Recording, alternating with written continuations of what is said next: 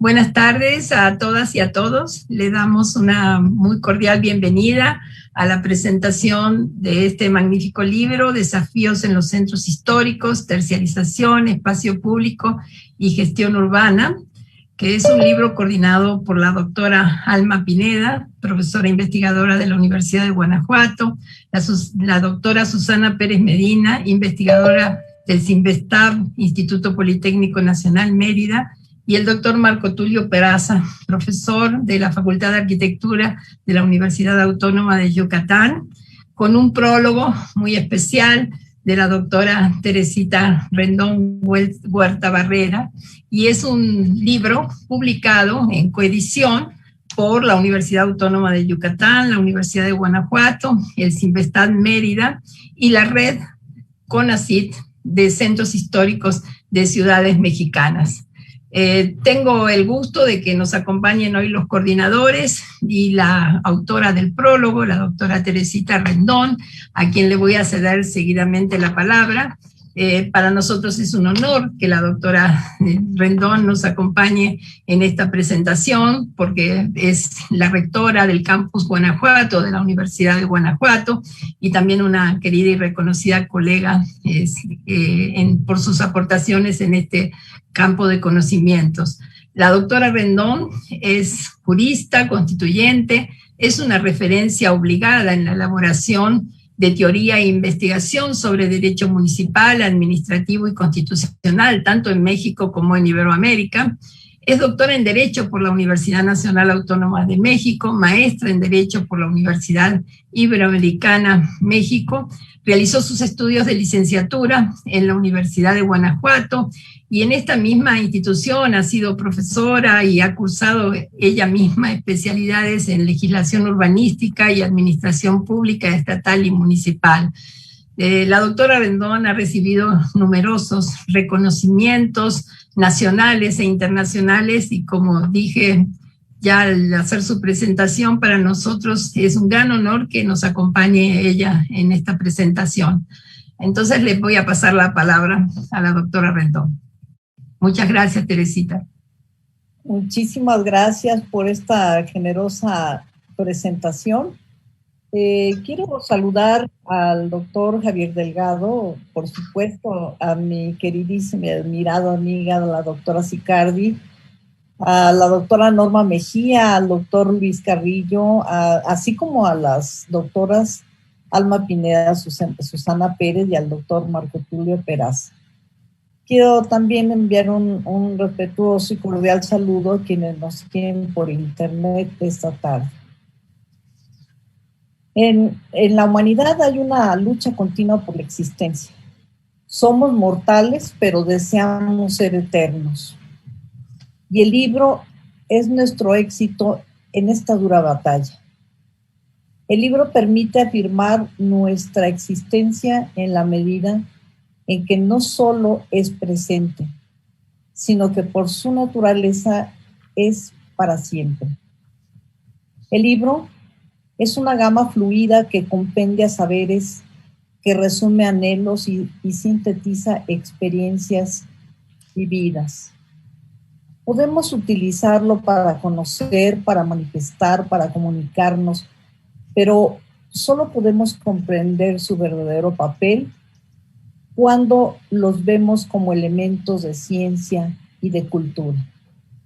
Por eso es tan importante la presentación de un libro, y más aún cuando en sus páginas encontramos una temática tan viva como lo es los desafíos en los centros históricos, terciarización, espacio público y gestión urbana. Estamos en un punto en el cual los estudios urbanos proporcionan intersecciones amplias y diversas en la discusión de los modelos de desarrollo. Sin embargo, los desafíos para la academia no radican únicamente en prestar atención solo a los aspectos teóricos, sino también a la práctica y a la necesidad de rehumanizar los entornos urbanos, tal como lo hacen las y los autores al concretar sus importantes contribuciones para el estudio de los centros históricos de ciudades como Mérida, Puebla, Taxco, Ciudad Colonial de Antigua, Guatemala, San Luis Potosí, Oaxaca, San Francisco de Campeche y San Juan de los Lagos. La expansión de las ciudades tiene el potencial de un mayor crecimiento, pero casi siempre conservando su parte más antigua en sus centros históricos, cuyos edificios representativos combinan rasgos estilísticos que hacen único ese corazón urbano de las ciudades que tanto amamos quienes vivimos en ellas.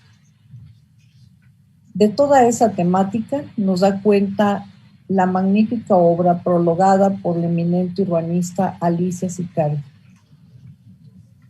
y que contiene una presentación de una servidora en donde digo prácticamente todo lo que quise decir acerca de los autores, acerca del tema. Esta obra es coordinada por las doctoras Alma Pineda, Susana Pérez y por el doctor Marco Tulio Peraza, especialistas muy destacados en el estudio de las centralidades urbanas, el espacio colectivo y su desarrollo histórico. Los centros urbanos cumplen una función dinamizadora de la vida comunitaria, en tanto en cuanto de ellos surge la vitalidad y complejidad de las ciudades.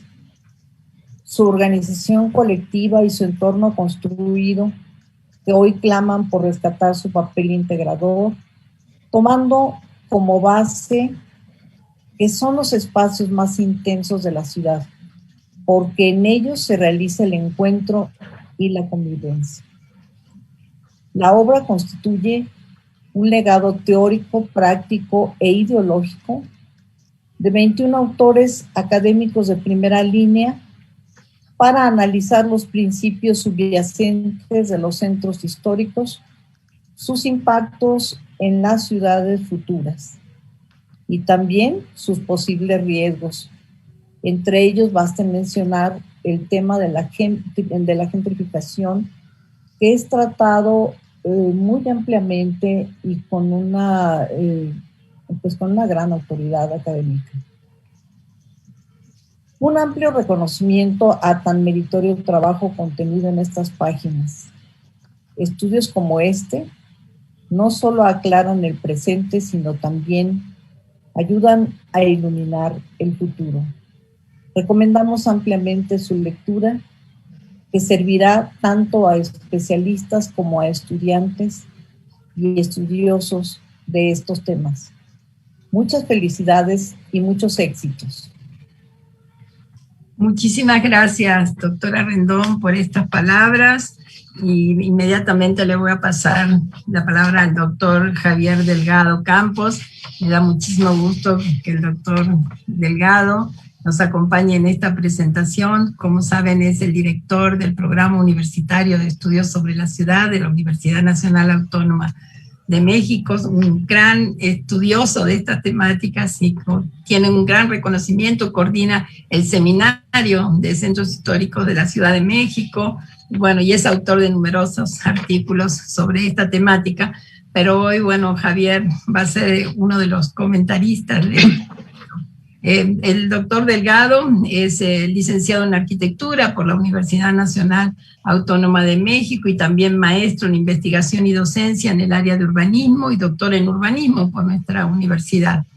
Realizó una estancia de investigación en 1993 en el Grupo de Recherche sur l'Amérique latine de la Universidad de Toulouse-Le-Mireille, Francia, bajo la dirección de Claude Bataillon. Sus principales líneas de investigación, bueno, aparte de esta línea de los centros históricos, es trabajar sobre la estructura urbana y regional, sobre el sistema urbano nacional y sobre la interfase entre lo urbano y lo regional. Y bueno, pues no me da más, digamos así, creo que lo más importante ahorita es que le pasemos la palabra para que él pueda hacer una reflexión sobre esta importante obra. Adelante, Javier. Muchas gracias, doctora Sicardi. Pues muy buenas tardes a todos y todas. Realmente soy yo el que debe agradecer la oportunidad de compartir con ustedes mis impresiones, mi reacción a un libro tan importante como es este Desafíos en los Centros Históricos. Doctora Teresita Rendón Huerta Barrera, rectora del campus Guanajuato, de la Universidad de Guanajuato, muy buenas tardes, gracias por distinguirnos con su presencia. Doctora Alicia Sicardi, tenaz, líder de la red temática de centros históricos, ustedes saben y ella lo menciona en su comentario en el libro, lo podrán ver. Esta red ha tenido una larga trayectoria de superar problemas y ella lo ha llevado con todo éxito. Felicidades, Alicia, pues, por tu tenacidad y por los logros que estás mostrando.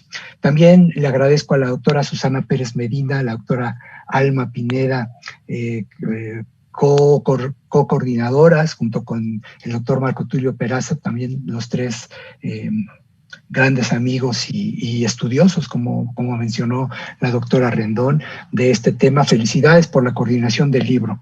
Pero también quiero dar la bienvenida a la doctora María Guzmán Placita, a la doctora Norma Mejía Morales, y a dos de los autores del libro, los dos José Antonios Esparza y Rangel.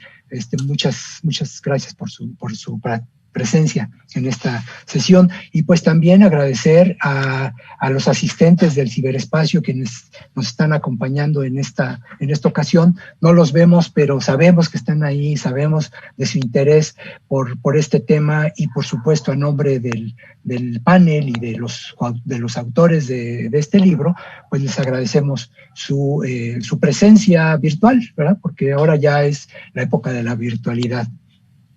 Efectivamente, el libro de Desafíos en los Centros Históricos, Terciarización, Espacio Público y Gestión Urbana, me parece que lleva en el título, la primera palabra con la que empieza, desafíos, me parece que refleja muy bien la estructura general de la obra, que es una obra, antes de empezar a ver algunos de esas reflexiones, sí vale la pena mencionar que esta publicación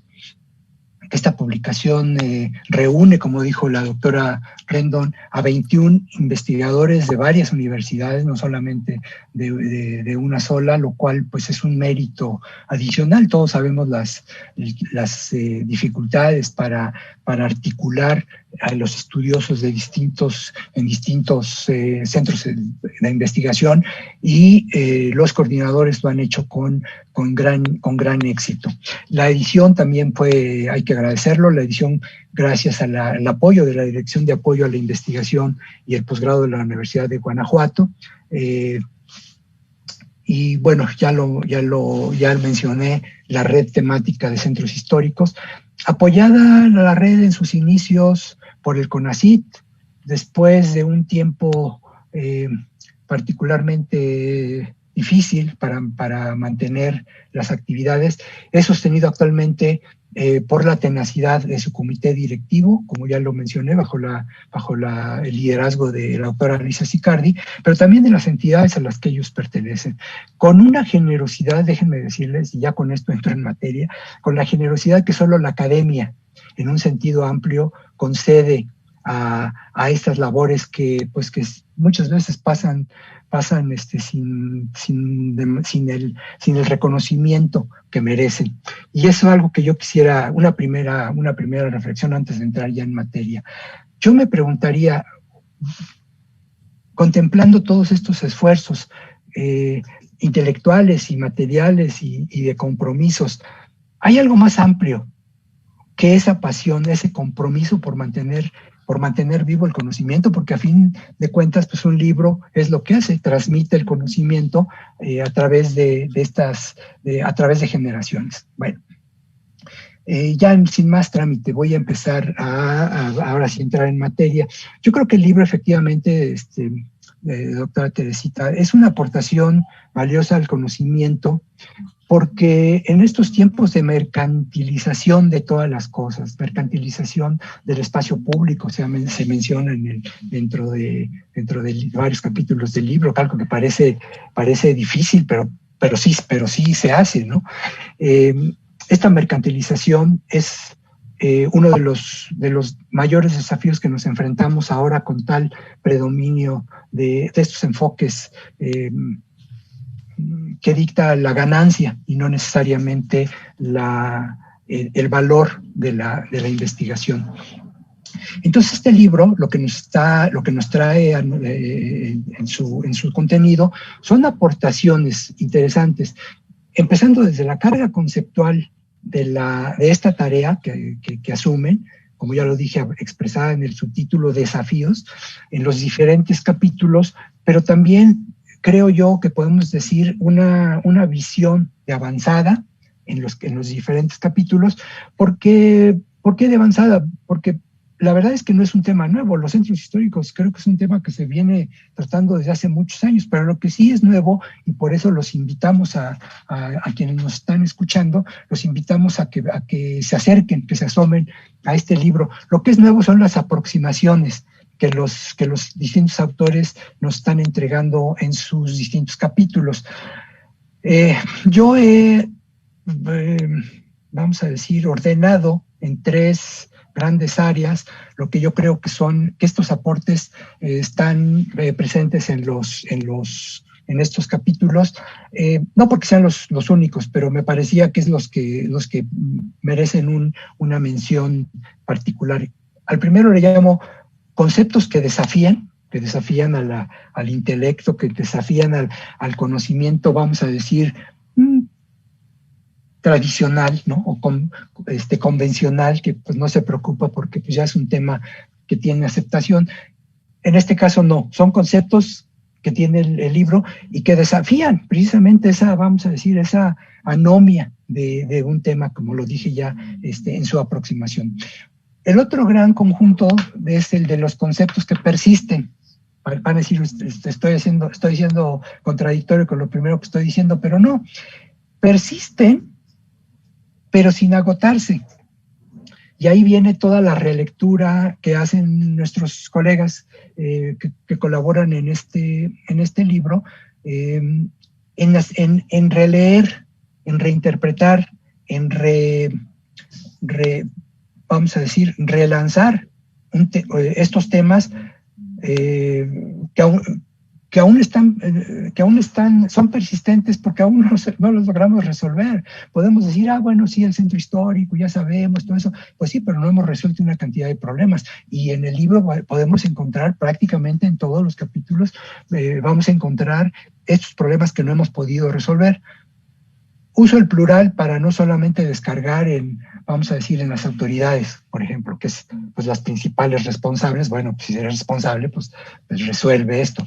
Pero uso el plural porque nosotros también tenemos un compromiso como universitarios, y yo creo, y aquí nuevamente hay que decirlo cuantas veces sea necesario, ustedes me corrigen si no es cierto, hay que mencionarlo, la academia, el trabajo que se hace desde las universidades está reflejando ese compromiso por resolver esos problemas. Y el tercer bloque, digamos, de ideas, que en lo particular es a mí el que más me gustó cuando lo interpreté. A lo mejor lo estoy interpretando muy sesgado porque es únicamente mi opinión.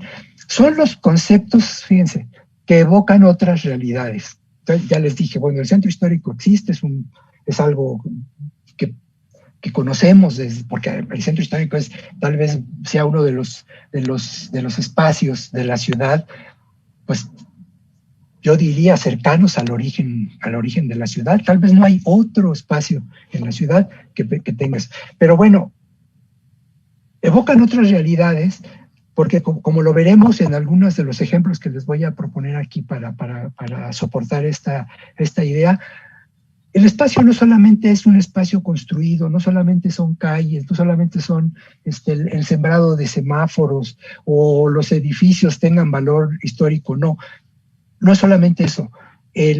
la realidad de los espacios urbanos, y en este caso de un espacio urbano necesariamente y claramente relevante, es todo lo que evocan, todo lo que nos hace, lo que nos transmite en términos de percepciones, en términos de sentimiento, en términos de identidad, y esto pues ustedes lo podrán leer en los distintos capítulos. Entonces, déjenme darles algunos ejemplos de estos 3 bloques en los que yo les he propuesto. El primer concepto que desafía al lector es el concepto de la centralidad.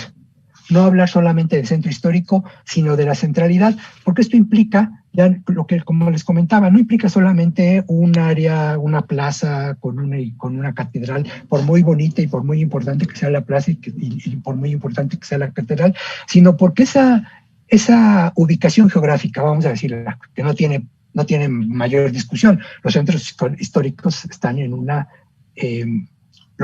ubicación geográfica sin lugar a dudas. Pero la centralidad le viene de la carga histórica, le viene de la carga de poder, del poder político que está representado prácticamente en todas las ciudades. Junto con el poder religioso está el poder político en el edificio del ayuntamiento, en el palacio municipal, y por otro lado el poder económico.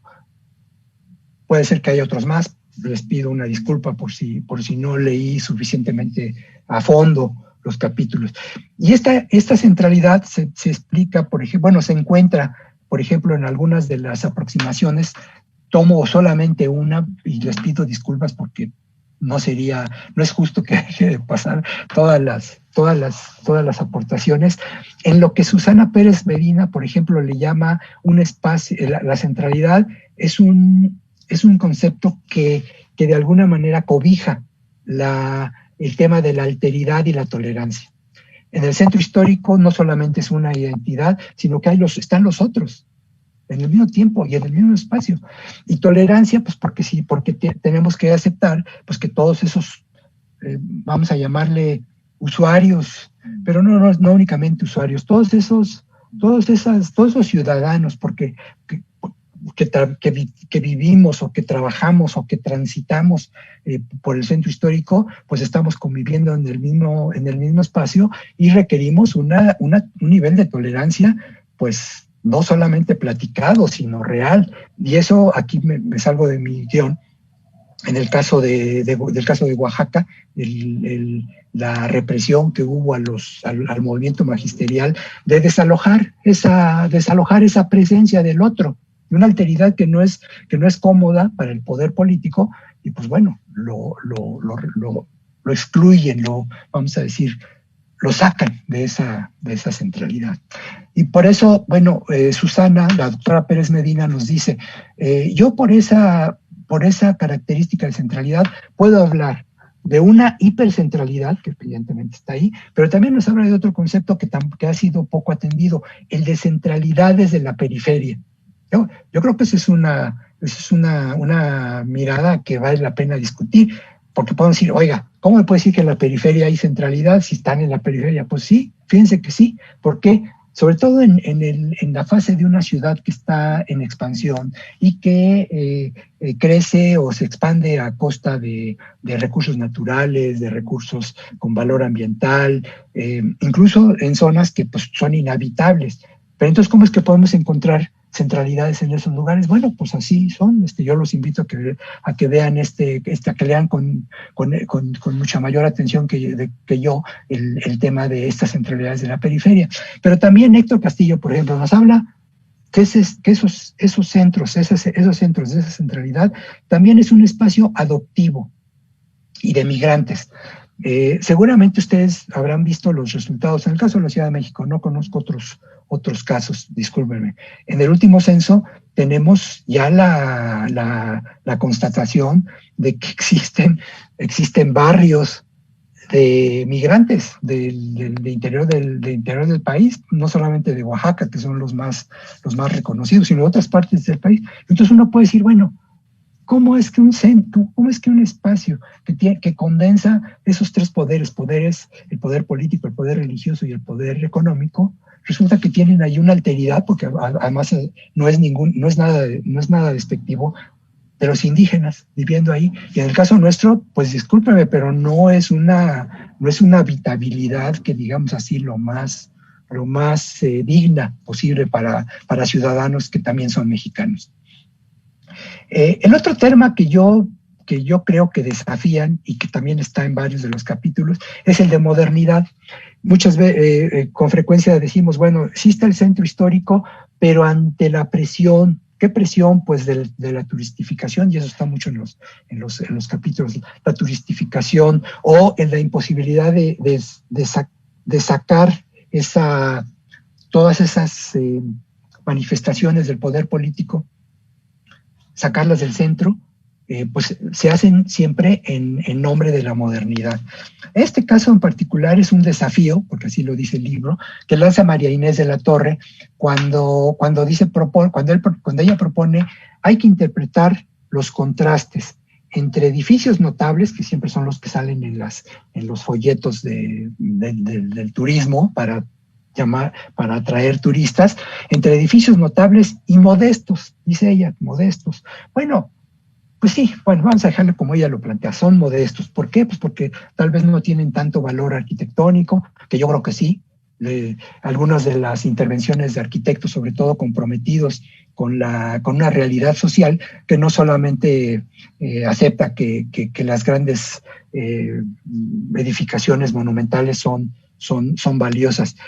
Pero ella lo dice, hay que leer esta conjunción entre edificios notables y modestos como una disonancia cognitiva en el espectador. Pues, ¿qué nos quiere decir? Bueno, que si nosotros lo observamos y decimos cómo es posible que coexistan estos lugares, muchas veces uno junto al otro, podemos ver que esto es muy común también.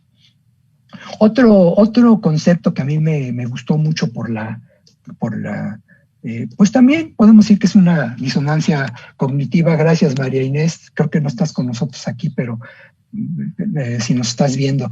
Es el de también nuevamente Susana Pérez Medina, quien nos llama ante este conjunto de ideas, de procesos que pasan en ese espacio, en un espacio material. Ella lo dice, bueno, hay una saturación del espacio público. No solamente nos está diciendo que está lleno de gente, que sí está lleno, o que muchas veces hay todas las manifestaciones, que también hay manifestaciones y pasan por el centro histórico. Hay una saturación del espacio público porque son muchas las ideas que están ahí circulando en este propio espacio. Y para terminar, el grupo de conceptos que desafían es el que nos lanzan Aida Aimine, perdón, está trabajoso pronunciar, Aida Aimine e Ivette Magali. Ellas nos dicen la ciudad mercancía. Como yo mencionaba al principio, es el claro ejemplo de la mercantilización de un espacio. En el caso, este caso de los centros históricos bajo la presión del capital, le permiten a ellas hablarnos de una ciudad mercancía y dicen como condiciones o como efectos del financiamiento inmobiliario internacional. Y aquí no deja ninguna duda. Ese interés de los financiamientos internacionales, pues no se van a la periferia porque pues ahí no hay ganancia, o no hay, pues más ni siquiera, no solamente no hay ganancia, sino que no hay metro para llegar a ellos, no hay condiciones de habitabilidad, ¿no? Porque bueno, pues no, obviamente no lo hay.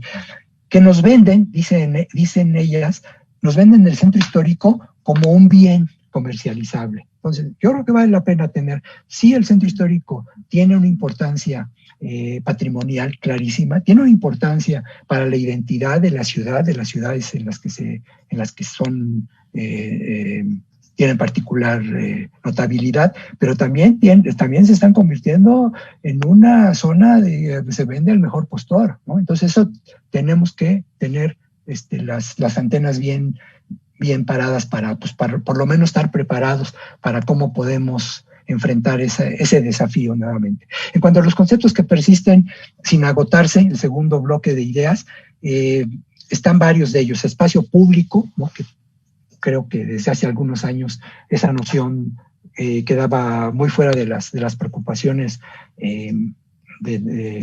académicas, pero ya desde hace varios años estamos viendo que que se retoma esta importancia del espacio público, como decíamos al principio, pues porque se está mercantilizando también, pero también hay capítulos que nos hablan de estos espacios se pueden autogestionar, y ahí están varios de los casos si no me equivoco, el de la Bolsa del Diablo, que es en Guanajuato, que es un espacio recuperado justamente de estos espacios modestos que nos decían al principio, que se recuperan por la acción de los propios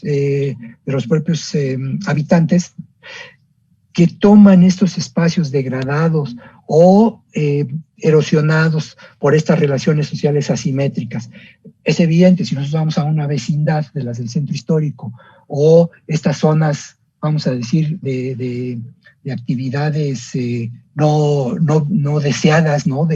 No es el término, ahorita me acuerdo cuál es el término, pero que son ejemplos de relaciones sociales asimétricas. Pues sí, el señor que tiene la capacidad de hacer, pues interviene su predio o sus predios, pues con una calidad notable. Los señores, los jefes que están a un lado y que no la tienen, pues bueno, tienen que lidiar con toda esa cantidad de deficiencias que tienen sus viviendas.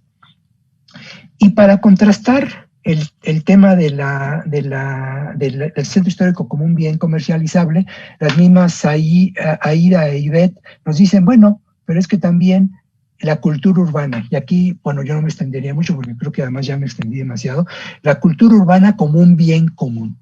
Frente al espacio que se vende, está el bien que nos pertenece. ¿Y a quién nos pertenece? Pues a los que viven ahí, a los que se preocupan por mantenerlo, a los que buscan la manera de rescatar esos espacios, porque al final de cuentas pues, están ahí. Ahora, si hay gente, si hay instituciones que se interesan y que colaboran con esos esfuerzos que pienso que deberían de hacerse más generales, pues habría que esperar que fueran más de esos ejemplos. Otro concepto que persiste, y en este caso es de Blanca Paredes y Joseph Ligorret, es el de que estos espacios reúnen no solo patrimonio, o que no habría únicamente que hablar de patrimonio, sino de entorno patrimonial.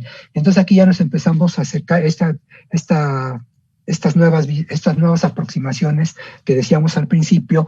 Pues sí, un edificio puede ser un edificio emblemático, tener una buena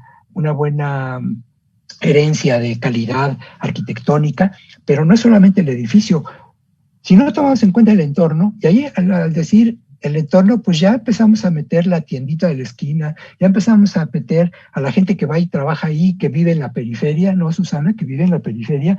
Entonces, con entorno amplía el poder, déjenme decirlo así, a lo mejor estoy exagerando, que potencia la sinergia de ese edificio emblemático, que se puede relacionar con otros temas, bueno, más bien da la posibilidad de entrar a meter otros temas como el de la movilidad y el mismo de la conservación, porque no tendría mucho sentido, digamos, invertirle muchos esfuerzos y dinero a la conservación de un edificio, por muy importante que sea, si todo lo demás está cayendo. Ejemplos de eso hay muchísimos, ¿no? Y que los predios o las edificaciones de a un lado o de atrás pues estén en ruinas, pues tampoco tiene sentido. Entonces, yo creo que entorno patrimonial es una buena propuesta conceptual.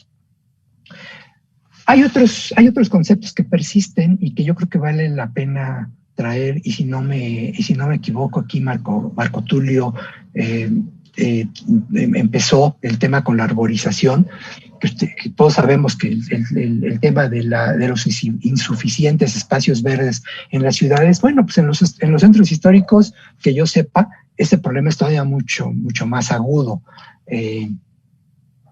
porque además es un espacio saturado, ¿no? Decía Susana, saturación del espacio, saturación conceptual y saturación también real, porque muchos predios baldíos como para convertirlos en en espacios verdes pues no hay mucho. La peatonalización, que ahora se presenta como, o bueno, que además se nos presenta como una alternativa de movilidad, como una movilidad alternativa, pues que sí lo es, pero pues esta peatonalización probablemente hace 50 años pues era muy común, ¿no? Hasta que nos invadió el automóvil. Y si nos vamos un poco más atrás, pues el centro histórico era peatonal. ¿Por qué? Pues porque era predominantemente peatonal.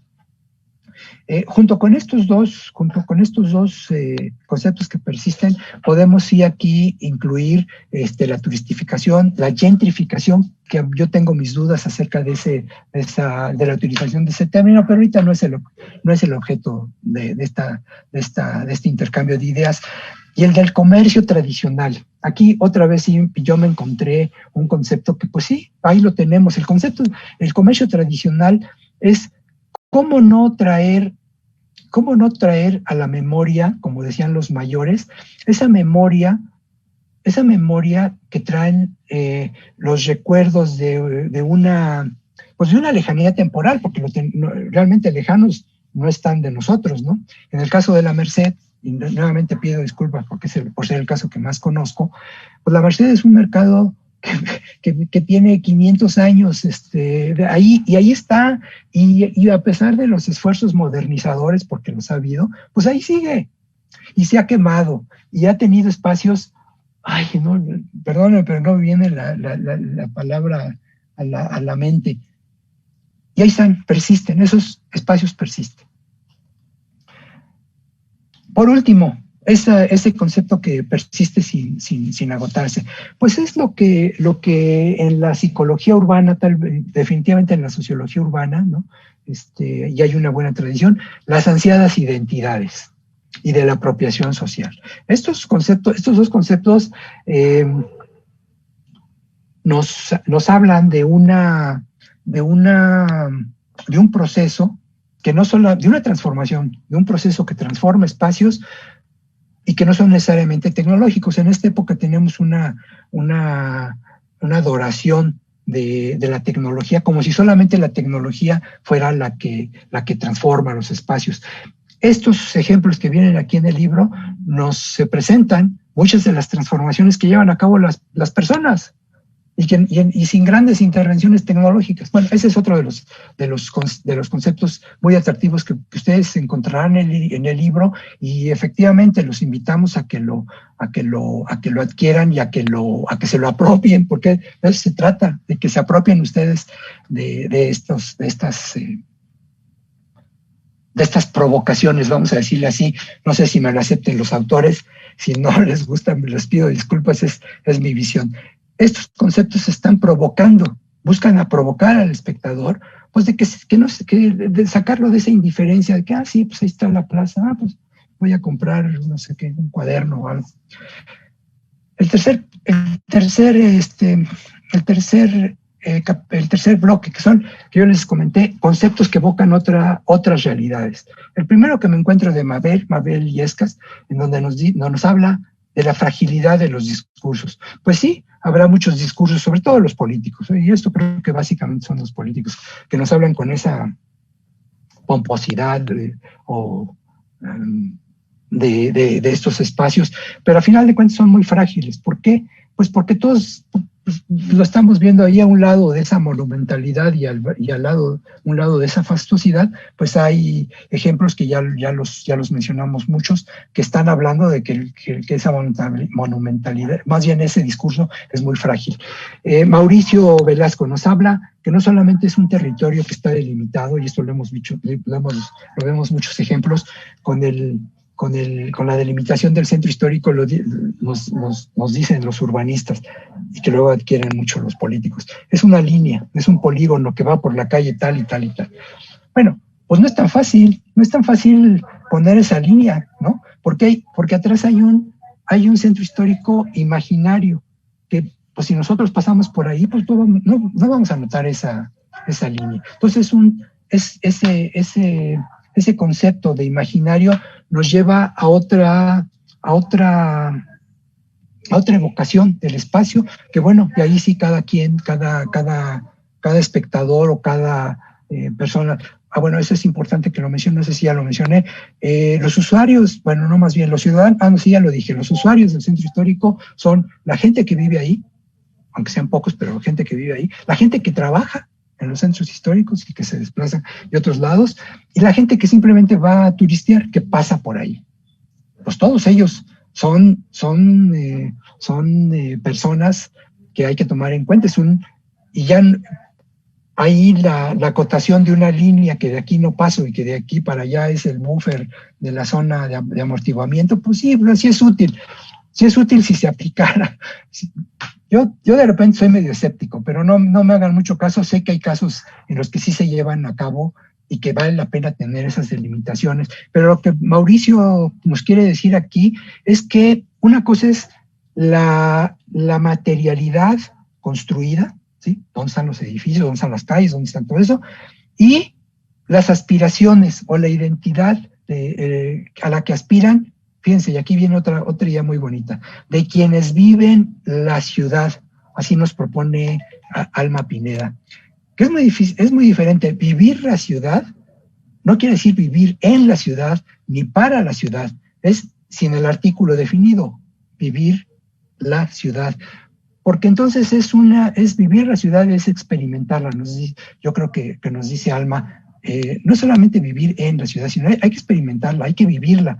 Es un sentimiento el pasar por esos espacios. Es como decir amar la música, ¿no? O amar la ciencia, en nuestro caso. Estamos hablando ya no solamente de un objeto, sino estamos hablando pues pues no sé cómo llamarle, de un espacio conceptual, por de alguna manera, en donde cada uno de nosotros se ubica pues según sus experiencias pasadas y según sus aspiraciones. Otra idea muy sugestiva que también a mí me gustó, me llamó mucho la atención, es la del desarrollo sostenible de los centros históricos, que sabemos que no solamente deben tener normas específicas de conservación, de preservación, sino que deben tener una idea de sostenible, porque ya ahorita pues esa aglomeración pues es muy poco cercana a esa idea de sostenibilidad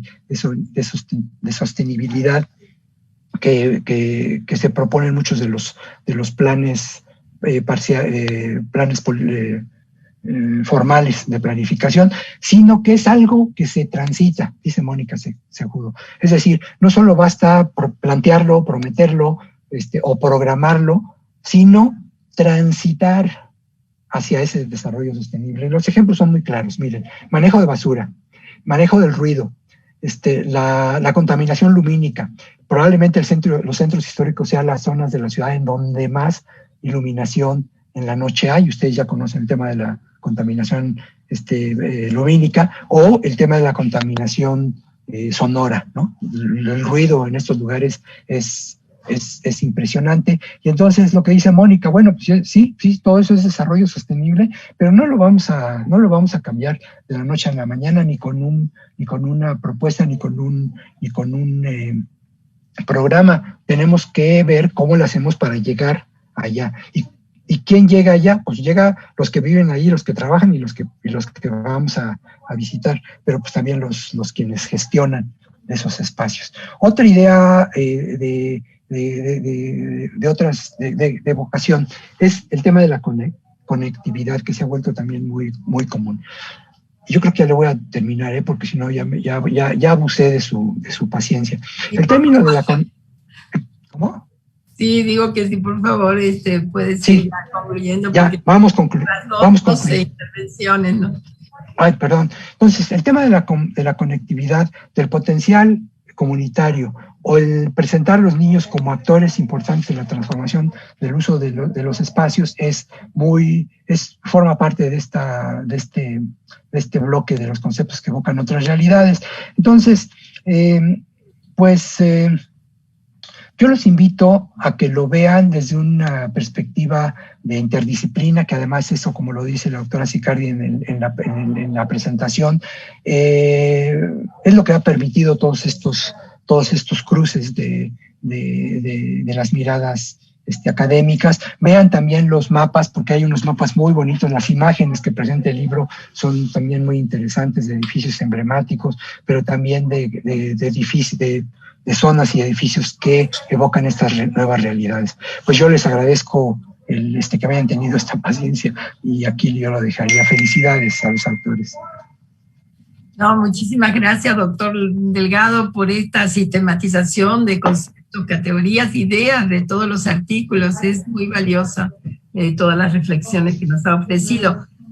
Ahora, seguidamente, le vamos a dar la palabra a la doctora Norma Mejía Morales, que es arquitecta por la Facultad de Arquitectura de la UNAM, es maestra en Planeamiento Urbano y Regional y doctora en Arquitectura por la Universidad de Guanajuato.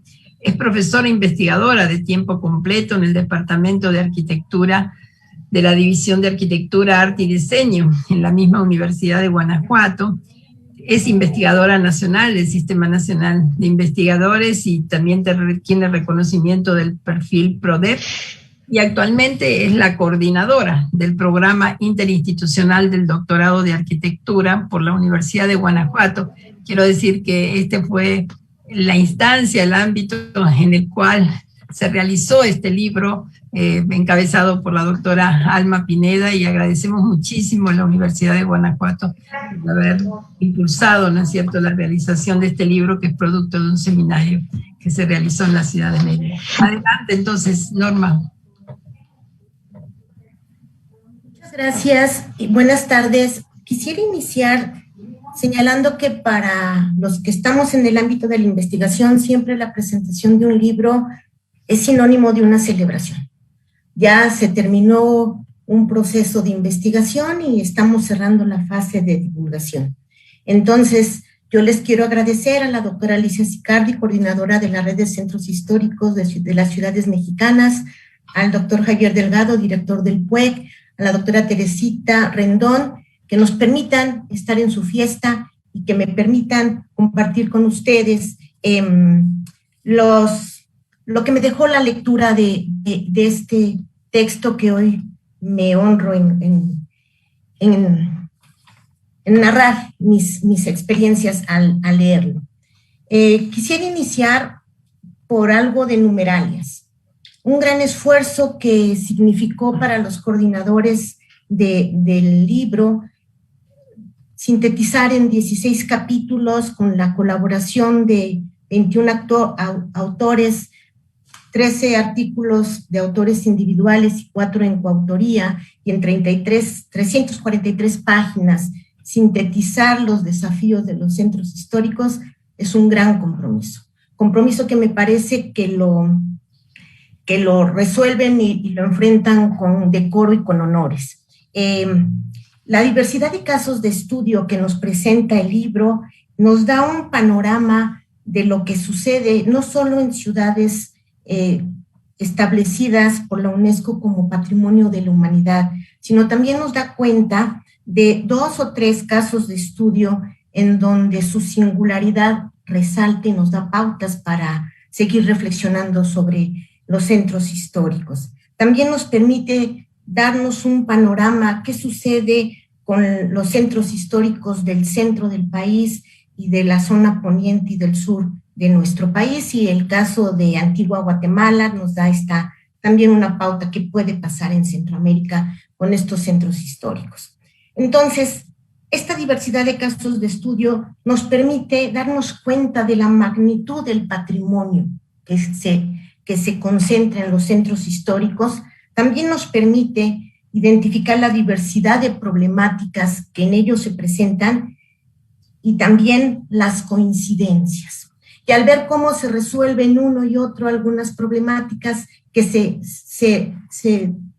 registran en el texto, nos permite ver que hay soluciones y puntos de seguir investigando. La originalidad de la argumentación de los 16 capítulos del libro, desde nuestro punto de vista, imprime pertinencia y aporta a la discusión sobre los centros históricos de ciudades mexicanas una posición de vanguardia en la que ya hizo énfasis el doctor Delgado, al señalar desde el nombre de las 4 grandes apartados de su contenido los desafíos que enfrentan los centros históricos. Y bien, ya los reseñó el doctor Delgado, y yo solo señalaría que en los dos primeros se centran en las acciones de gestión tanto de la sociedad a través de iniciativas autogestivas y de autoorganización, como de las políticas institucionales que impactan directamente en la conservación del patrimonio. En este primer reto y en este primer apartado del libro nos ponen dos posiciones confrontadas que intentan desde la sociedad y desde las instituciones conservar y preservar el patrimonio. Esta discusión que se da entre los cuatro autores que participan en este primer apartado es digna de revisar porque marca pautas interesantes. En el tercer apartado, que se enfoca en cómo esas políticas públicas han incidido en la transformación del espacio público patrimonial y en su capitalización a través de la turistificación de los centros históricos, ponen énfasis en el riesgo que corre la identidad y que está marcando pautas de estos centros históricos caracterizados por la identidad hacia unas pautas de los no lugares. Estas políticas de mejoramiento urbano a través de los proyectos de iluminar las ciudades, las zonas históricas, de pavimentar todo con pórfido, el homologar con colores, esta paleta de colores institucional, va marcando pautas de que paulatinamente estamos perdiendo identidad y quizá nos esté llevando a los no lugares. El énfasis que se hace en el cuarto apartado sobre la relevancia que tienen algunas edificaciones de carácter patrimonial en la dinámica de uso y apropiación del espacio nos permite no solo reconocer y confirmar la relación entre el espacio urbano y el arquitectónico, sino también entre la condición patrimonial de ambos y la construcción de dicha condición a partir de la vida cotidiana, lo que la doctora Sicardi resalta en la presentación del texto como el valor simbólico e intangible de los bienes patrimoniales y el medio para preservar la identidad y sentido de pertenencia. Considerando que ya en la parte introductoria del libro los coordinadores de la edición hacen una síntesis puntual de las aportaciones particulares de cada capítulo, me permitiré subrayar algunos aspectos relevantes que me han llevado a la reflexión y que considero importantes en la discusión sobre los desafíos que enfrentan los centros históricos. El análisis de casos desarrollados en el primer apartado, participación y organizaciones sociales en la gestión de centros históricos, marcan pauta de cómo los habitantes cotidianos, al reconocer sus necesidades a partir de condiciones climáticas, a partir de ese uso cotidiano, lo que el doctor Javier Delgado dijo hace un momento, de vivir sus centros, nos marcan pautas específicas de por qué fue relevante para la ciudad de Mérida establecer este proyecto de arborización en el que Marco Tulio Peraza hace una puntual descripción de la participación no solo de la sociedad, sino de la sociedad en conjunto con la academia, logran hacer proyectos interesantes. Relevante resulta lo que plantea Mariana de la Torre sobre las violencias urbanas y cómo en los callejones del centro histórico de Guanajuato, con los matices que ya resaltó el doctor Delgado, se pueden encontrar pistas, ella le llama instrucciones para la paz, pistas para identificar soluciones para el deterioro social y urbano que existen en los centros históricos. Este caso que describen Cristian de la Torre y Adrián Hernández sobre los niños y adolescentes que construyen espacios en barrios vulnerables en el centro histórico de Puebla, nos marca la pauta que los usuarios cotidianos incluye desde los niños hasta los ancianos. Quizá las personas adultos mayores son los que tienen esta vivencia, esta experiencia de años de vivir en estos espacios históricos, pero también los niños tienen algo que contar y también para los adolescentes estas centralidades históricas constituyen su patrimonio, al grado tal que logran a partir de iniciativas autogestivas recuperar un espacio que ya había sido desechado por la lógica comercial e inmobiliaria. Un inmueble que está deteriorado es rescatado por estos niños y adolescentes para construir espacios de recreación que son una necesidad para ellos. Entonces nos dan un claro ejemplo de cómo desde diferentes iniciativas se valora y se revalora el patrimonio. Y aquí espacio especial tienen los niños y adolescentes como actores de la preservación del patrimonio. En cada uno de estos casos se ofrecen elementos suficientes para demostrar que la gestión de los centros históricos a través de procesos participativos, además de expresar un nivel máximo de involucramiento de los habitantes en pro de la conservación e identificación de su patrimonio, dan cuenta de que desde este enfoque metodológico y de abordaje de la preservación del patrimonio, la gestión de este implica generar acciones específicas, apropiadas y apropiables, acciones hechas a la medida por los usuarios cotidianos, quienes conocen y reconocen sus necesidades espaciales y la manera en que pueden resolverlas, respetando y preservando el valor patrimonial de su entorno. La diversidad de las experiencias descritas en el primer capítulo por los alcances y nivel de involucramiento de los habitantes en las intervenciones urbanas y en la forma en que se apropian del espacio público reflejan un vínculo afectivo de fuerte, importante entre ellos y el espacio, que desde nuestro punto de vista es una condición sine qua non para reconocer, preservar e incrementar el valor patrimonial de esos espacios abandonados o deteriorados, localizados dentro del centro histórico. Y yo no hablo de este límite establecido por el INAH, y yo no estoy hablando del primer marco, el segundo marco. La condición patrimonial rebasa cualquier límite y está en función de la vivencia cotidiana de sus habitantes. La similitud en el análisis de la información de los capítulos del primer apartado resaltan estrategias que por sus resultados nos permiten identificar con contundencia que este eje temático, la gestión participativa, es estratégica, y ya la doctora Sicardi hizo algunas publicaciones al respecto de los procesos participativos en centros históricos. Es una estrategia central para la discusión del fenómeno, pues constituye un soporte fundamental para enfrentar los desafíos de los centros históricos.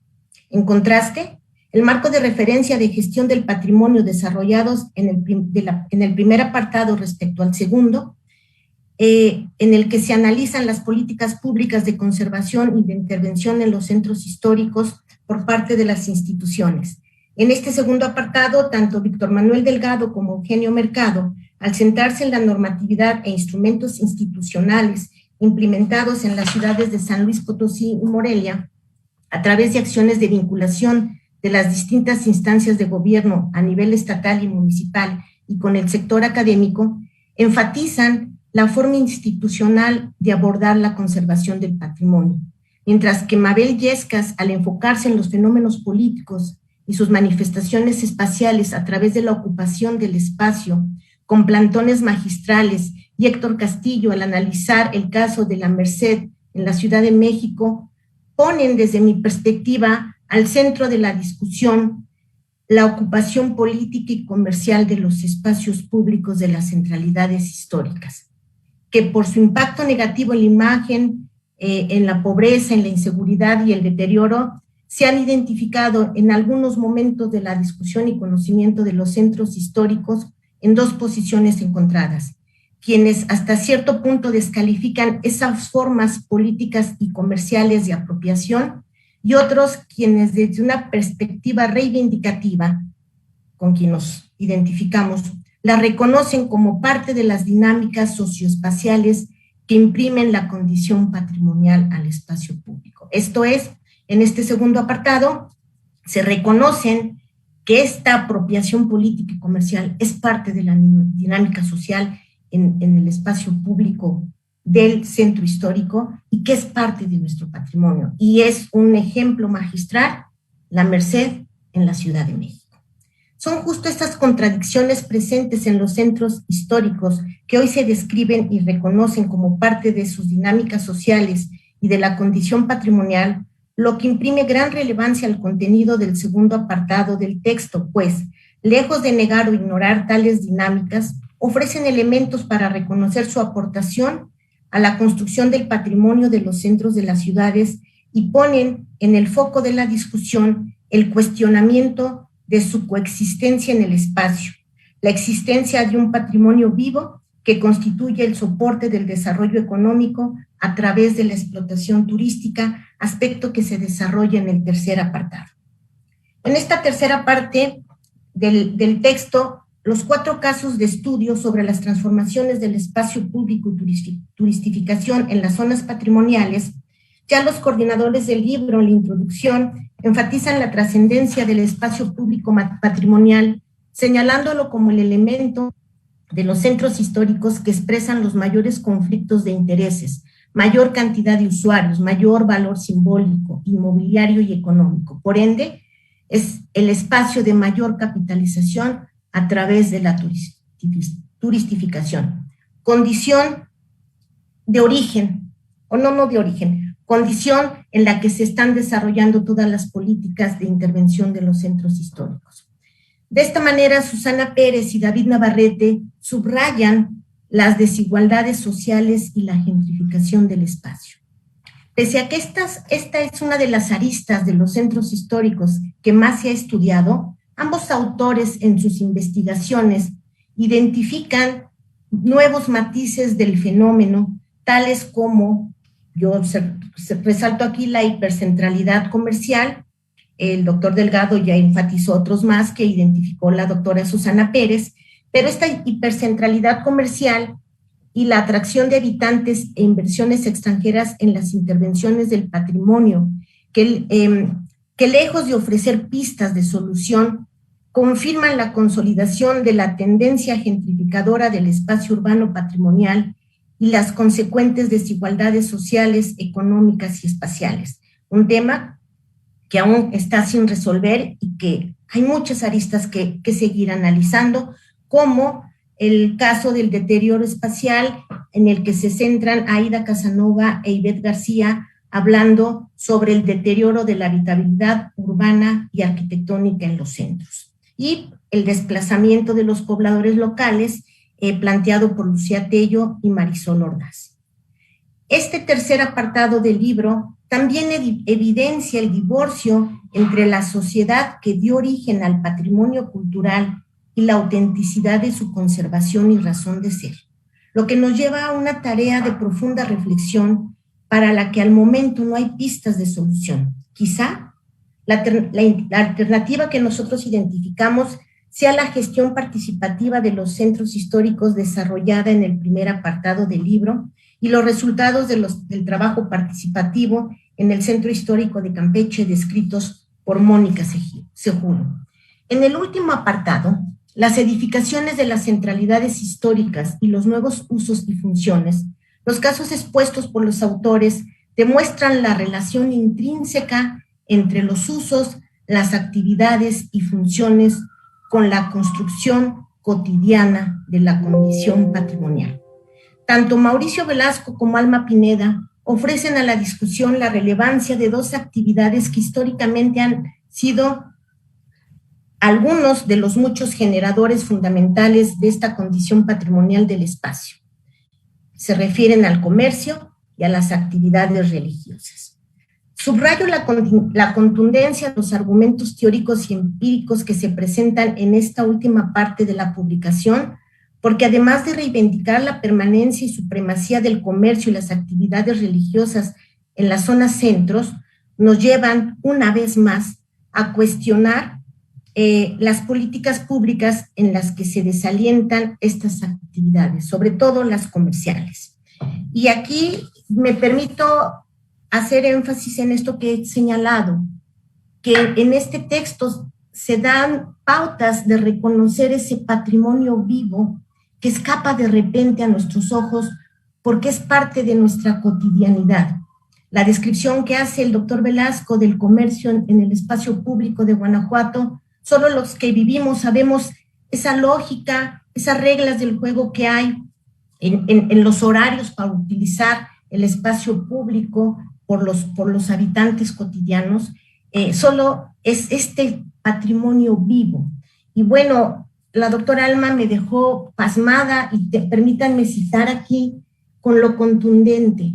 No hay de repente este reconocimiento de la magnitud del patrimonio vivo que tenemos en la zona centro de nuestras ciudades.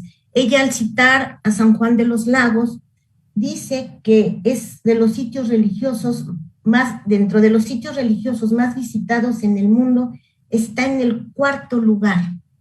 Le anteceden la Virgen de la Aparecida en Brasil, la Catedral de Notre Dame en París y la visita a la Virgen de Guadalupe en México. Y esta dinámica, estamos hablando de 6 millones de habitantes, que hace una lógica en esta centralidad histórica entre las actividades religiosas y comerciales que son singulares y son vitales en la región y a nivel nacional y parece que a nivel mundial. Y entonces, este énfasis me lleva a mirar los ojos a este patrimonio cultural vivo que tenemos en la ciudad, en las centralidades históricas. El doctor Delgado les llamaba permanencias, yo les llamo patrimonio vivo. Y bueno, consideré prudente dejar al final de mi participación, no por ser lo menos importante, sino justo por su trascendencia para el desarrollo del conocimiento de los centros históricos de las ciudades mexicanas y para la consolidación de la red temática como un foro de discusión y diálogo permanente sobre el tema. Y me refiero al trabajo colaborativo. Al respecto, inicio resaltando el esfuerzo de los miembros del Comité Académico de la Red Temática y en particular a quienes coordinaron esta edición para identificar nuevos fenómenos y temáticas a discutir sobre los centros históricos, para reivindicar las centralidades históricas que ante el contexto global se tornan fundamentales, como lo establece en el prólogo la doctora Rendón, para la humanización de los entornos urbanos.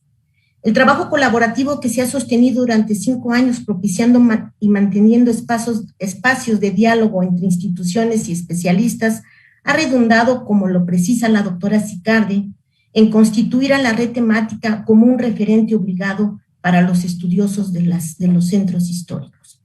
Este esfuerzo permanente y de alternancia de un lustro de trabajo liderado por la doctora Sicardi, al contextualizarse en el entorno de emergencia sanitaria en el que se realizó el proceso de edición del libro que hoy se presenta, evidencia la solidez de la red, comprometiéndola a mantener la dinámica de reflexión, producción y divulgación que la ha caracterizado. En este compromiso, un reconocimiento a los coordinadores del libro, a las doctoras Alma Pineda y Susana Pérez y al doctor Marco Tulio, quienes con el respaldo y coordinación institucional por parte de la Universidad de Guanajuato, la Universidad Autónoma de Yucatán, el CIMDESTAP de Mérida y bajo un entorno de pandemia y confinamiento sanitario, cuidaron la pertinencia y calidad del contenido en la edición del texto, misma que sin la gestión de recursos, todo este trabajo editorial no se hubiera concretado. Por ello, me permito hacer una mención especial a la Universidad de Guanajuato, quien a través de la convocatoria institucional de apoyos al posgrado del año 2020, proporcionó los recursos para la publicación que hoy nos honramos en comentar. Por todo ello, recomiendo ampliamente la lectura del texto, no solo por ser literatura obligada para los estudiosos sobre el tema, sino también porque es una fuente de inspiración futura y que hace énfasis en que nos tenemos que adaptar a las circunstancias. El presentar el libro hoy de manera virtual habla de la adaptación y de que es este compromiso que caracteriza la red. Muchas gracias. Muchísimas gracias, doctora Norma Mejía, por esta excelente presentación tan ordenada, tan profunda, tan sistemática, ¿no? Muchísimas gracias. Y ahora tengo el gusto de presentar a uno de los más destacados científicos sociales mexicanos. Me da muchísimo gusto que nos acompañe el doctor Luis Alfonso Ramírez Carrillo, que es licenciado y maestro en antropología social, doctor en ciencias sociales con especialidad en sociología por el Colegio de México, profesor investigador, titular sede de la Universidad Autónoma de Yucatán, y su producción científica en el campo de la sociología es tremendamente vasta e importante y reconocida a nivel nacional e internacional. Luis es autor de 27 libros, es más de 100 artículos científicos, y tanto en revistas de reconocido prestigio internacional como capítulos en libros. Y bueno, para nosotros es también un honor que Luis sea el comentarista de este libro de la red. Muchas gracias, Luis, por tu presencia. Sí, claro, muchas gracias a ustedes por invitarme y tener la oportunidad de saludar, así sea por medios tan difíciles e intangibles para mí, como son estos, ¿no? Gracias a mucho gusto verte a ti, Alicia, a Javier, a Teresita Rendón, Berto, conocer a nuevos amigos. Pues yo aquí haré mis opiniones y estoy invitado en disciplina ajena, digamos, y trataré de hacer la lectura desde el campo que más me acomoda, que es un poco la sociología y mucho quizás el conocimiento de los centros, de los problemas urbanos en la península de Yucatán, ¿no? Comienzo. Yo del prólogo rescato 3 ideas. Una es que la descentralización crea grandes oportunidades para las ciudades de los países en desarrollo. Yo diría que la descentralización está creando nuevos contextos. Yo no sé si generan oportunidades. Siempre habrá oportunidades, siempre habrá problemas. Ciertamente los contextos son los que están en un movimiento muy dinámico. La segunda idea es que aprovechar las oportunidades depende de los gobiernos locales. Yo aquí quisiera ampliar la idea de que en realidad en el caso de los centros históricos, esta superposición de poderes locales, federales, de gobiernos municipales, estatales y federales, es uno de los grandes problemas no resueltos que llevan a la dificultad permanente en la programación de los rescates de los centros históricos o de los problemas que tienen los centros históricos. Es decir, no depende de los problemas de los gobiernos locales, depende de las negociaciones políticas con los gobiernos estatal y federal sobre todo. Y luego, que es una cosa totalmente cierta, es que la terciarización hace deseable 2 cosas: centros históricos atractivos y zonas residenciales seguras, y yo añadiría que ambas en ocasiones se contraponen. Bueno, siguiendo en lo general estas ideas, lo primero que hay que decir es que se trata de un ejercicio interdisciplinario realizado por 21 autores, lo que ya dijeron todos los que me antecedieron, en torno a los centros históricos de 7 ciudades mexicanas: Mérida, Guanajuato, Puebla, San Luis Potosí, Oaxaca, Campeche, San Juan de los Lagos y la ciudad de Antigua en Guatemala. Van acompañados de 4 ensayos. Uno se dedica a los aspectos teóricos y los instrumentos de las políticas públicas en torno al patrimonio edificado, otro sobre los centros históricos como capital político, otro sobre el turismo y la gentrificación en los centros históricos, y uno más sobre el comercio tradicional e informal en los centros históricos como espacio real e imaginario. ¿Qué se puede decir sobre una tan gama de temas, sitios y ciudades? 21 autores, 16 capítulos, 8 ciudades, 2 países, y yo identifiqué una lista de al menos 20 temas particulares. ¿Qué podemos decir que tenga sentido en 15 minutos, ¿no? Yo lo intentaré tomando algunas de las ideas compartidas por un conjunto de autores. Algunas de estas ideas son problemas de investigación que permanecen como problemas de investigación al finalizar sus capítulos. Otras son premisas de trabajo que llevan a temas de reflexión común y que se repiten como premisas de trabajo en varios textos. La primera es la que dotó todos los que leyeron el libro y lo comentaron, y es la descentralización. O sea, la situación de centralidad versus descentralidad, centralización versus descentralización. Se supone que esta crea oportunidades para los países en desarrollo, pero la descentralización puede ser entendida en muchos sentidos. Aquí yo quisiera tomarla primero en términos más bien mexicanos, es decir, de los procesos de descentralización administrativa del gobierno federal hacia los gobiernos estatales y municipales que hemos experimentado desde los años 80. Esa es la descentralización concreta y sus resultados. Se trata primero de una descentralización del poder político que abrió el abanico de decisiones hacia las autoridades locales, que en todos los casos que aquí vemos tienen injerencia y poder sobre las ciudades de sus territorios. Pero este tipo de descentralización política obliga a varias lecturas en el caso de los centros históricos. Pues a diferencia de otro tipo de atribuciones municipales sobre los usos y desusos de las ciudades, sigue superponiendo a varias autoridades diferentes en la toma de decisiones sobre la intervención gubernamental en los centros históricos y sigue enfrentando a ordenamientos legales distintos que generan normalmente contradicciones de interpretación legal. Y esto no es un problema menor, pues además diluye las responsabilidades institucionales, crea zonas grises de carácter legal y superpone autoridades sobre los mismos espacios que suelen tener mandamientos contradictorios. Ejemplos son numerosos y están en los artículos. La operación de los mercados, el mantenimiento de los edificios públicos, la ubicación de los paraderos de camiones, la normativa contra el ruido y, por supuesto, las 1000 disposiciones en torno al comercio formal y al informal. Tal parece que los centros históricos son el muestrario de todos los problemas urbanos juntos y sucediendo al mismo tiempo.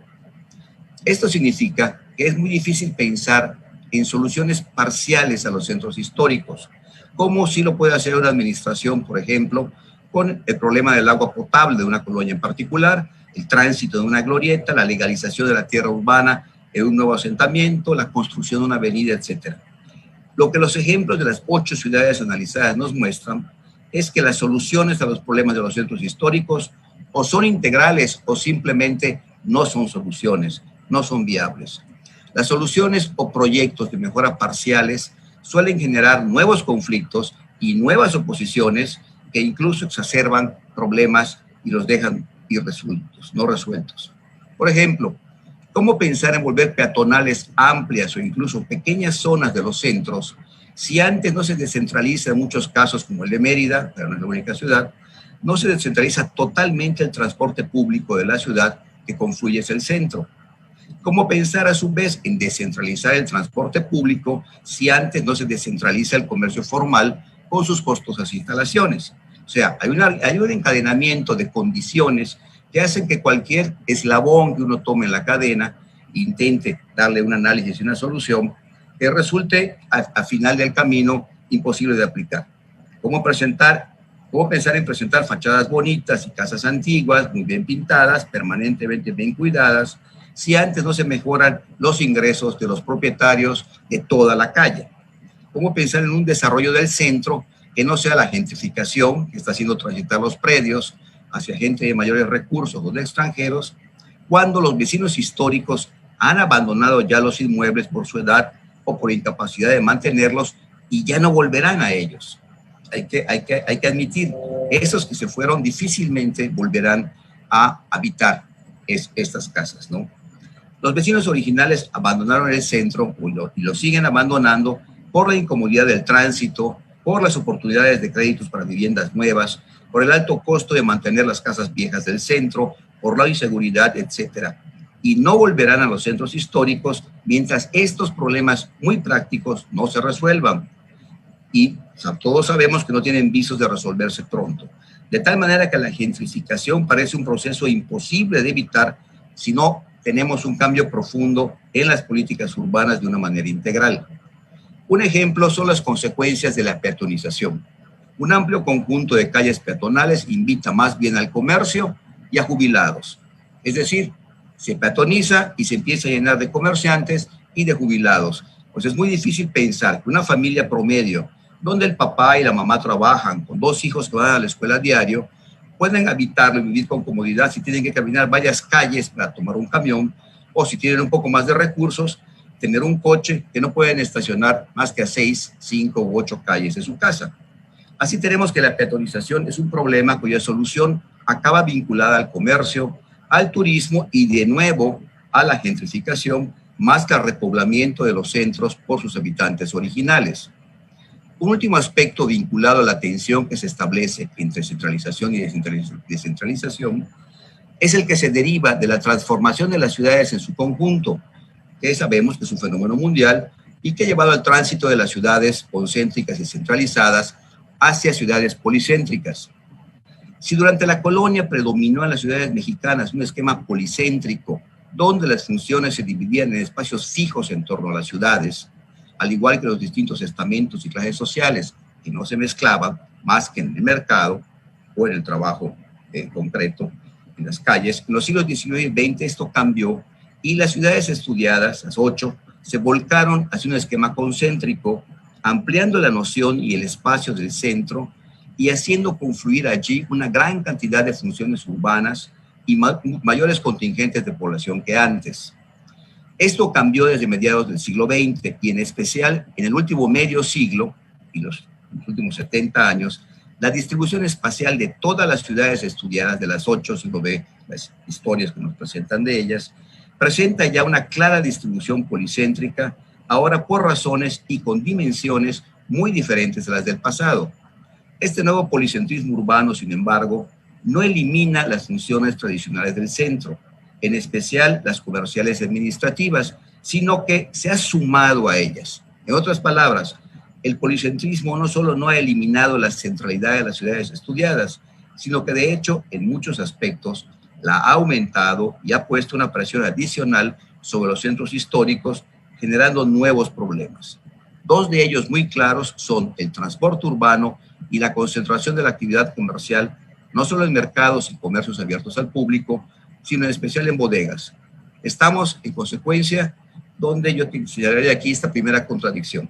El policentrismo, tal como lo está viendo ahora, aumenta y no disminuye la centralidad. Y para hacer vigente, vivible, habitable el centro histórico, tiene que asumir esta realidad. Es decir, a más policentrismo en nuestras ciudades, más centralidad tiene, no menos centralidad. O sea, el centro histórico no es solo que se puede tomar como algo que se va abandonando y que hay que reconstruir. No ha dejado esta centralidad, aunque no la veamos nosotros en términos arquitectónicos, físicos, espaciales, aunque nos parezca abandonado, esos centros históricos, aunque ya no tengan a muchos de los habitantes, tienen una función centralizadora importantísima en las ciudades, que no siempre se ve. Esto nos lleva al segundo aspecto, que es el comercio y el transporte. Es interesante detenernos a analizar un momento estos dos problemas comunes a todos los centros históricos, que son el comercio y el transporte. Todo indica que la solución a estos problemas está en muchos lados, menos en el centro. Es decir, cerrar calles y cambiar paraderos en el centro es inviable sin un plan integral de transporte urbano que abarque a toda la ciudad actual. Ciertamente, grandes tramos de ella que van mucho más allá de los centros. De otra manera, las soluciones tomadas desde el centro parecen estar destinadas a fracasar de manera sistemática. Con el comercio sucede lo mismo. Los ejemplos del Mercado Grande y el Mercado de San Benito de Mérida, al igual que los mercados de las otras ciudades que se presentan en el libro, nos lo demuestran. Es muy difícil cerrar mercados si no se van desplazando antes gran parte de sus funciones hacia otras ubicaciones espaciales, al igual que el no considerar que sus espacios no son solo comerciales, sino han sido y siguen siendo multifuncionales.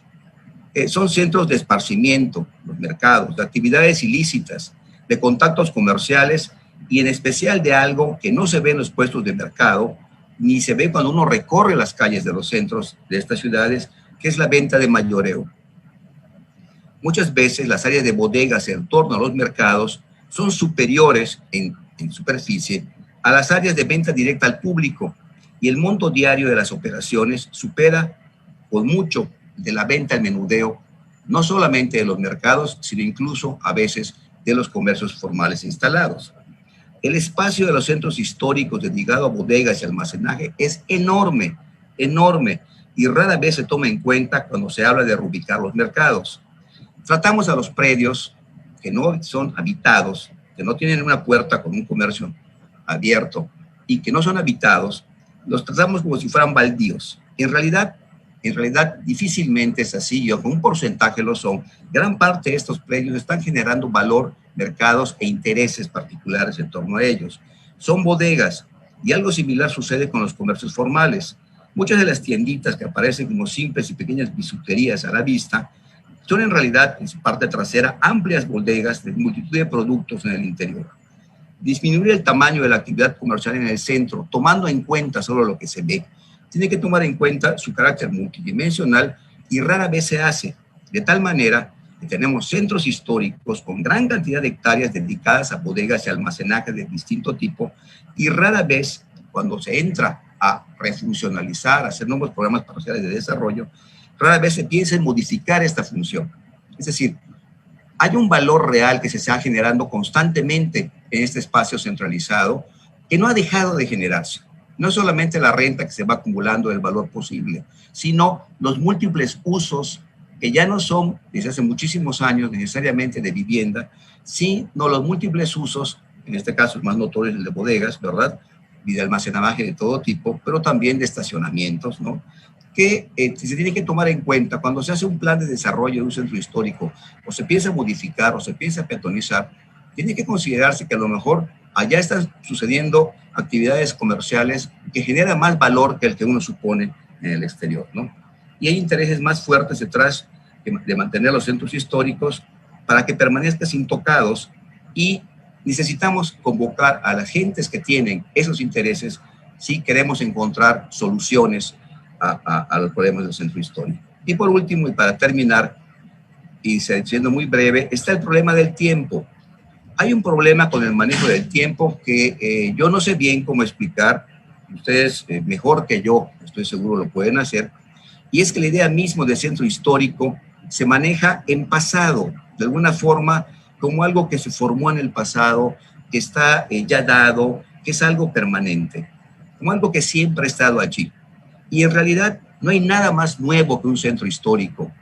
La construcción de la idea de un centro histórico es algo totalmente nueva, ¿sí? La idea de un centro histórico casi surge de manera contemporánea a los malls y a los centros comerciales. Aparecen juntos. Antes no existía un centro histórico, antes era la ciudad. Lo que quiero expresar es que los centros históricos son una construcción, una narrativa que tiene alrededor de medio siglo, ¿cierto? En algunos lugares podemos encontrar un poco más de antigüedad, pero es el último medio siglo el que ve la aparición de la narrativa del centro histórico.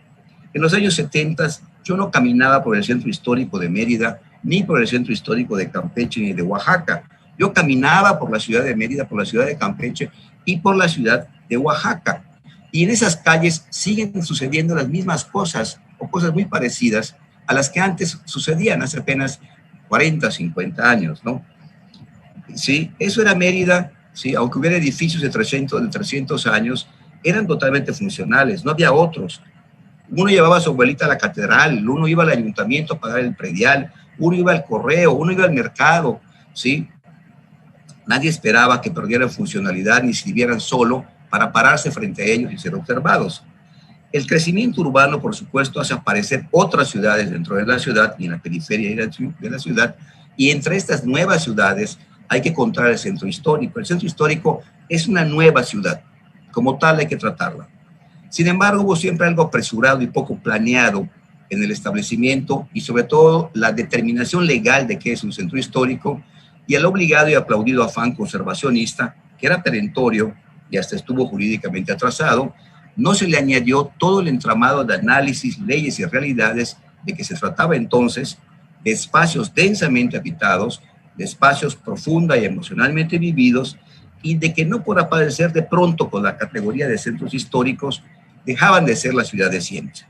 El centro histórico se segregó y se ha vuelto otra ciudad, incluso en nuestro propio discurso académico, ¿no? Quizás por ello se deja de buscar la solución o de prevenir los problemas de tránsito, de basura, de comercio, de servicios y de seguridad que se van superponiendo entre sí. Tenemos ahora problemas mayúsculos y acumulados durante más de medio siglo que parecería que tenemos que resolver en muy poco tiempo. Ahora no caminamos ya por la ciudad de siempre. Ahora empezamos a caminar en banquetas sin vecinos y en calles llenas de vendedores ambulantes en el día, abandonadas por las noches, y con turistas que van al Palacio de Correos no a recoger ni a depositar una carta, cosa que ya nadie hace de todas maneras, sino a fotografiarlo. En resumen, la idea, creo yo, es de que no debemos de estar pensando tanto en tratar al centro histórico como algo distinto a la ciudad, ni en tratar como algo que se quedó o viene del pasado. Es una creación académica, epistemológica, administrativa, nueva, como lo es las nuevas ciudades periféricas o como lo son los nuevos centros comerciales, que implican nuevas soluciones, siempre dentro de un marco de integralidad. Es por eso que digo, de un modo todo, pensar la peatonalización como si estuviera ajeno a los vecinos, como si estuviera ajeno a la necesidad de un coche, de alguien que lo vive allá, como si estuviera ajeno a la necesidad de ir a una escuela, nos lleva a que en la práctica no estemos encontrando soluciones reales, más que en pequeños pedacitos de la ciudad y en pequeños pedacitos de los centros históricos. 2 calles, un edificio, una iluminación, pero no se siente una solución integral donde el centro histórico es parte de estas nuevas ciudades en que se han convertido ahora las ciudades mexicanas, ¿no?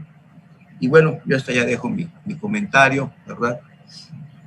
No creo tener mucho más que decir en tan poco tiempo. Muchas gracias por la invitación al Zoom y a la disciplina y al libro. Está excelente. Muchísimas gracias, Luis, por esta excelente presentación, por incorporar esta perspectiva sociológica integral e incluso tus propios testimonios personales. Yo ahora invitaría a las y al coordinador de este libro, si quisieran pues hacer algunas reflexiones finales. Gracias, Alicia. Voy a tomar la palabra brevemente, pues representando al doctor Marco Tulio, a la doctora Susana Pérez, y bueno, nada más para comentar brevemente la experiencia que ha sido la coordinación de este libro, que bueno, no es el primero que hemos hecho, bueno, los 3 juntos sí, pero ellos por su lado han estado coordinando algunos otros que también tienen que ver con la red, y por mi parte yo he tenido también la oportunidad de coordinar otro con el doctor Mauricio Velasco. Simplemente quería yo agradecer nuevamente a la doctora Teresita Rendón, porque en aquel libro, precisamente, ella también hizo la primera, la introducción, el prólogo, digamos, del libro, que también nos apoyó en aquella ocasión, y estos libros ya se encuentran en la red, pueden encontrarlos en la página de la red, ahí se pueden descargar. Quiero también agradecer al doctor Javier Delgado, porque pues él hizo posible realmente hacer todos estos enlaces para poder tener esta presentación del libro, y bueno, obviamente con el apoyo de Alicia Sicardi, que también estamos trabajando con ella constantemente en los seminarios, en los congresos, en los libros, las tesis que también estamos ya por definir, y me parece que hay mucho material muy importante, y que de alguna manera el término ese que comentó el doctor Delgado me gustó mucho, como compromiso universitario, y en este sentido quiero mencionar a la DAIP, que es la Dirección de Apoyo a la Investigación y al Posgrado de la Universidad de Guanajuato, que nos dio la oportunidad de meter este proyecto y que nos dio los recursos para hacerlo. Y en este sentido también quiero agradecerle a la doctora Marina de la Torre, porque prácticamente ella, al meter también su proyecto, pudimos completar el costo del libro. Entonces, me parece que esta Dirección de Apoyo a la Investigación y al Posgrado nos ayuda a tener este tipo de resultados en este compromiso universitario que mencionaba el doctor Javier Delgado. En ese sentido, pues seguiremos trabajando. La mayoría de los libros siempre los ha pagado, ahora sí que la red de centros históricos, el PUEC, en este caso nos toca a la Universidad de Guanajuato, y pues bueno, creo que es este sentido del compromiso, y el compromiso intelectual también, ¿no? Con el doctor Marco Tulio y la doctora Susana, revisando, trabajando todos estos documentos, llevándolos a los arbitrajes, porque este documento fue arbitrado también. Entonces, bueno, hay una serie de personajes que están atrás de nosotros, ¿no? Aquí dice coordinadores y somos nosotros 3, pero realmente la coordinación es mucho más amplia y mucho más grande. Entonces, nada más era pues hacer este reconocimiento a las autoridades que nos han dado la oportunidad de poder realizar este documento, y bueno, a la gran oportunidad que tenemos con la red de centros históricos de pues expresar nuestro cariño, nuestras preocupaciones ante los desafíos de los centros históricos. Pues muchas gracias, Alicia, y gracias a todos por haber estado aquí. Gracias. Gracias, Alma. Bueno, yo quiero finalizar esta excelente presentación diciendo que sin duda este libro reúne un conjunto de rigurosas investigaciones que desde un enfoque multidisciplinario y con metodologías también bastante innovadoras, pues aportan nuevos conocimientos, ¿no? Es decir, nuevos conocimientos que contribuyen a lo que le interesa a esta red, que es la conservación, pero al mismo tiempo también el impulso a un desarrollo económico, social, cultural y ambientalmente sostenible de estos invaluables espacios centrales de nuestras ciudades que nosotros denominamos centros históricos. Yo quiero felicitar nuevamente a los 3 coordinadores, a las y al coordinador de este libro, y a los 21, a las y los 21 autores, ¿no es cierto?, que fueron los responsables de elaborar estos 16 capítulos que van a quedar en la historia porque se hicieron en tiempo de pandemia. Todo lo que se hace en estos años va a tener la marca, ¿no es cierto?, de haber trabajado y haber vencido, ¿no es cierto?, todos los obstáculos que supone trabajar académicamente en medio de esta tremenda situación que es la pandemia de COVID-19.